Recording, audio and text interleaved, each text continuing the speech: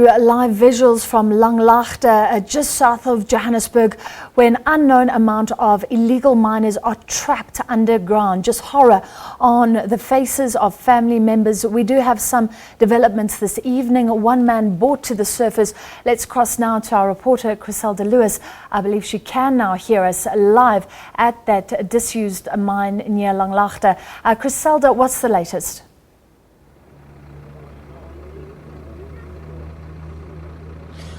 Well, a very good evening to you, Francis. Yes, certainly good news for the family of at least one of the illegal miners who we understand had been trapped underground for about a week now. He's been brought to the surface and taken to the Helen Joseph Hospital.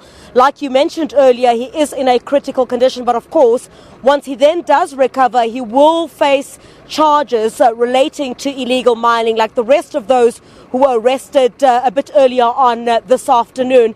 But certainly, while there may be relief for the family of one of the illegal miners, many others continue to camp outside here waiting for some news about their families. Now, just to paint a picture there, Francis, about exactly how many people are involved in the search, we've got a number 14 of the individuals or rescuers who are involved in this operation. 10 of those are from the rescue mission, and there are 4 illegal miners that are assisting the rescue team to try and navigate, of course, through a very difficult terrain to try and locate the illegal miners. Of course, their assistance would come in very handy as they're able to navigate this territory. Many of them have said earlier they know how to navigate this area much better than anybody else. This is what they do on a daily basis. So in a critical condition at this point, we understand that the rescue mission will continue throughout the night. Now, there's also some good news here, Francis, in that you'd recall that the rescue mission had been suspended due to some smoke that had been detected underground. Now, the latest development is that the carbon monoxide, we understand, has now subsided underground, which would then give the rescuers more leeway to move further underground to try and locate these illegal miners. As to exactly how many remain underground at this point, your guess is as good as mine, as the number that we were initially given by police certainly seems to have gone way beyond the numbers that we saw at this stage. But Francis, certainly, you know, the hope still, the relatives of those who remain trapped underground are still hopeful that, the loved ones will surface alive. But, as the clock ticks, the concern, they say, is still there. And they're hoping that once this rescue mission does come to an end, they'll work throughout the night to try and ensure that as many as possible are brought to the surface. But the information that we have at this point is that the illegal miner who was brought up just a few minutes ago informed police that he did spot one of the dead illegal miners, and I guess the rescue workers will work throughout the night as well to retrieve that body as well. And that certainly wouldn't be good news for one of the families that are seated just towards my left here, where you might not be able to see, but they're sitting on the ground. They've got blankets, and they're certainly undeterred by a little bit of a chill there. There's spring conditions, so I guess that really does play quite good for the people who are camped out here this evening. But they continue to cling on to hope that once they are able to go home tomorrow morning, or whenever this rescue operation is complete, they will be able to go here with their loved ones. Let's get a bit of an update now from Sinok Matobako, who is with Emergency Services, just to give us an update of what is expected here throughout the night. Mr. Matobako, thanks for your time this evening. You've already briefed us that one person has been brought up from underground. Is there any indication at this stage from the rescuers underground exactly how many people we're looking for? The numbers we cannot confirm as to how many people we are looking for, because there are conflicting reports that are coming up in terms of the people that are still there. Because last night when we suspended the rescue mission, we were under the impression that it's 4 people that are still trapped and 1 person that was seen dead in the mine. But at the current moment, we're not quite sure, because the last illegal miner that we have rescued, he has just said he only saw one body of a dead person. So we're not quite sure, but the mining rescue team, they're still moving forward and trying to reach the point where we are told that the miners are trapped. Some good news that the carbon monoxide, which led to the suspension of this rescue operation yesterday, that has now subsided and has given the rescue workers leeway to proceed underground to try and locate the remainder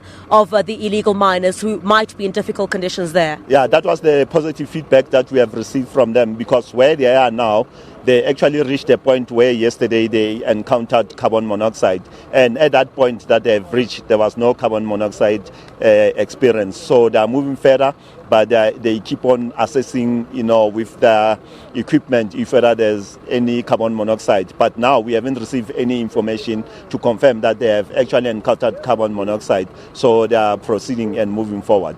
I'm very interested to know what exactly goes into an operation like this. This is certainly very difficult terrain that rescue workers have to thread and go through. But, what goes into an operation like this to ensure that, number one, the rescuers themselves are safe and they're able to retrieve as many people as possible? Yeah, when you do a rescue like this one, before you can even embark on any operation, you are told that your life comes first. If you feel that your life is at risk, you don't have to become a hero. You will have to retreat and then make sure that the conditions are conducive and very safe for you to proceed. So that's one operation. And also it's about dedication and then, being dedicated and wanting to do it, because it's not anybody that can do what these guys are doing. It's very risky, and you need to be very physically fit to be able to do this job and then to move that distance and sustain yourself to be able to go in and come out. Well, that dedication will be tested, I guess, tonight as you're going to work throughout the night to ensure that at least by morning a significant progress is made. Definitely that dedication is going to be tested. I can say it's already been tested because we've been here since this morning and we were here yesterday, and we're still prepared to go on up until we reach a point where the miners are trapped. All right, thank you very much there, Sinok Matobako, who's with the Johannesburg Emergency Services there. At least some light, I guess, at the end of the tunnel for some of these families. And as one of those miners was brought up, I guess, many of the other family members who were seated just next to me, Francis, it gives them a glimmer of hope that perhaps in the next couple of hours, their loved ones will also be brought to the surface alive. But I can tell you, Francis, it's been a harrowing task for these rescue workers as they try to locate, first of all, these illegal miners. And exceptionally difficult, I guess, for these family members clinging on to hope, but not knowing exactly what outcome there will be at the end of the day. But we'll continue to monitor events here at this mine at Langlaagte at the moment. But it's going to be a very rough couple of hours there, Francis, as the rescue team plans to work throughout the night. And many of these family members are hoping at least by tomorrow morning, when the sun does come up, perhaps there would be some good news for them and many others who have come here with a lot of interest, I guess. Also the Riverlea community, which surrounds this area where we are, very interested to know, how all this will pan out at the end of the day. But it's certainly something as well that I think, the Mineral Resources Minister, Mosebenzi Zwane, would need to really look at. We've seen on countless occasions there, Francis, the bodies, piling up when it comes to illegal mining. It's a serious problem. We've had a committee that's been set up within the Department of Mineral Resources to try and deal specifically with this problem. A lucrative business, if I may there, Francis, in that the last statistics that we spoke about, that we had tallied, we're looking at about 5.6 billion cost to economy when it does come to illegal mining. One of the other reports that we've seen tabled over the past couple of years, about 10% of the gold gold that is mined, according to that report, is stolen. So Chriselda Lewis reporting live from the scene of that disused mine in Langlaagte. Thank you so much, Chriselda, for giving us the view on the ground, and we'll take you if there are any more developments. A quick update, somebody has been brought to the surface in a critical condition. The rescue operation now on again, an unknown number underground. Let's move to business news.